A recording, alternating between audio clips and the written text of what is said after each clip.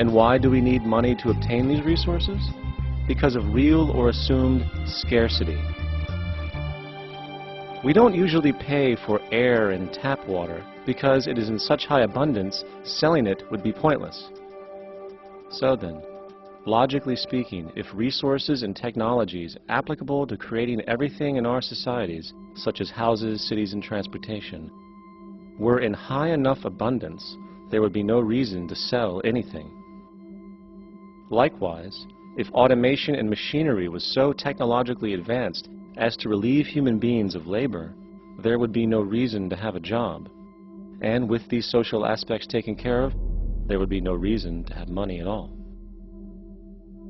So the ultimate question remains: do we on Earth have enough resources and technological understanding to create a society of such abundance that everything we have now could be available without a price tag and without the need for submission through employment? Yes, we do. We have the resources and technology to enable this at a minimum, along with the ability to raise the standard of living so high that people in the future will look back at our civilization now and gawk at how primitive and immature our society was. What the Venus Project proposes is an entirely different system that's updated to present-day knowledge.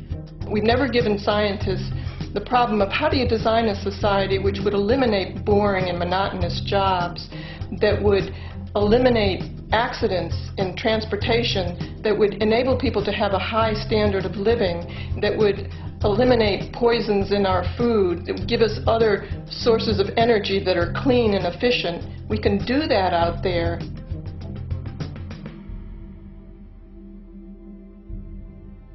The major difference between a resource-based economy and a monetary system is that a resource-based economy is really concerned with people and their well-being, where a monetary system has become so distorted that the concerns of the people are really secondary, if they're there at all. The products that are turned out are for how much money you can get. If there is a problem in society and you can't earn money from solving that problem, then it won't be done. The resource-based economy is really not close to anything that's been tried. And with all our technology today, we can create abundance. It could be used to improve everyone's lifestyle. Abundance all over the world if we use our technology wisely and maintain the environment. It's a very different system, and it's very hard to talk about because the public is not that well enough informed as to the state of technology.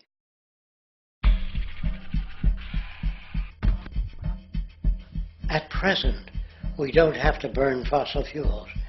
We don't have to use anything that would contaminate the environment. There are many sources of energy available.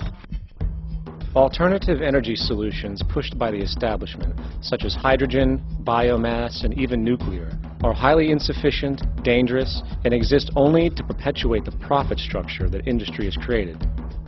When we look beyond the propaganda and self-serving solutions put forth by the energy companies, we find a seemingly endless stream of clean, abundant, and renewable energy for generating power. Solar and wind energy are well known to the public, but the true potential of these mediums remains unexpressed.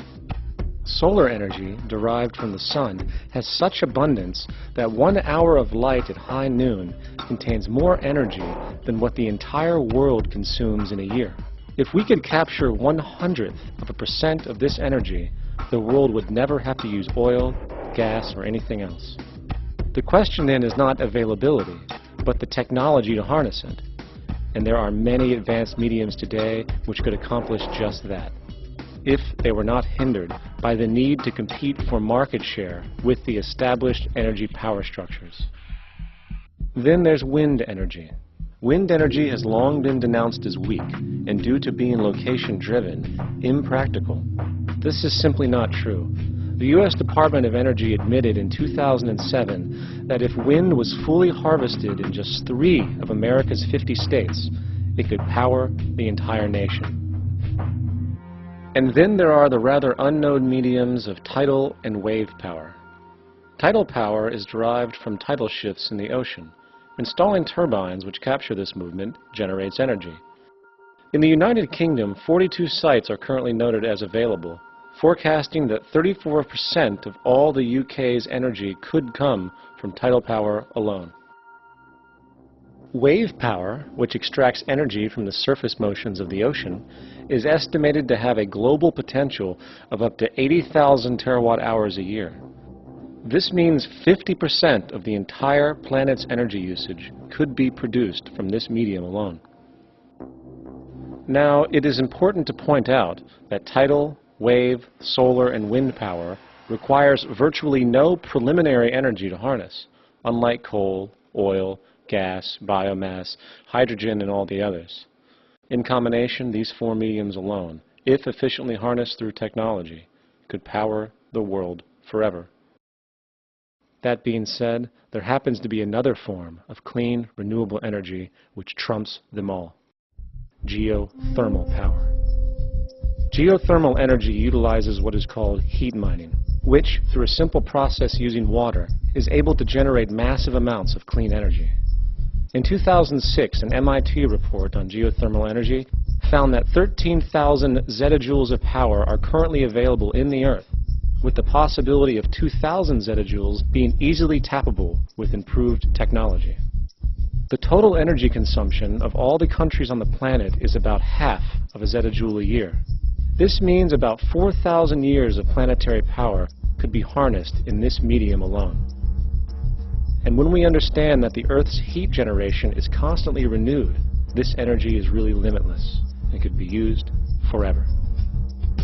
These energy sources are only a few of the clean, renewable mediums available, and as time goes on, we will find more. The grand realization is that we have total energy abundance without the need for pollution, traditional conservation, or in fact, a price tag. And what about transportation?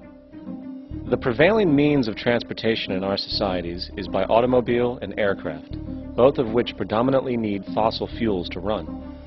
In the case of the automobile, the battery technology needed to power an electric car that can go over 100 miles an hour for over 200 miles on one charge exists, and has existed for many years.